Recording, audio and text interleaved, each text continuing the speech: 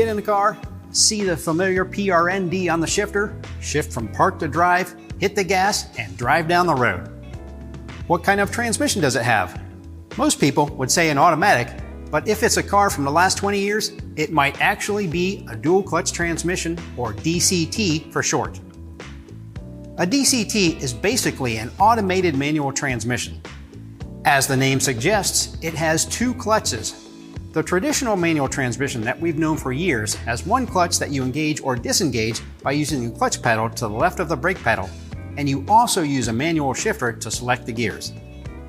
They also have one input shaft, which is splined to a clutch disc that transfers power from the engine into the transmission. A DCT has two clutches, but also two input shafts, each one splined to its own clutch, and that's the key in how they work. The clutches and the shifter in a DCT are controlled by a combination of electronics and hydraulics, so no clutch pedal or input from the driver is needed. It's all done by a computer. One input shaft is for the odd number gears, the other for the even numbered gears. When the vehicle is stopped, both clutches are disengaged and the computer shifts the transmission into first gear.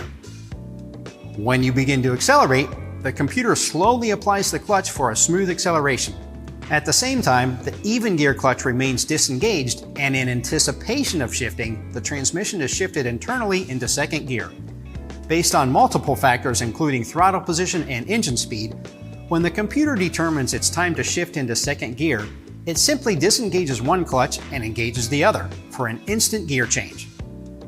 This strategy is carried out through the remainder of the gears.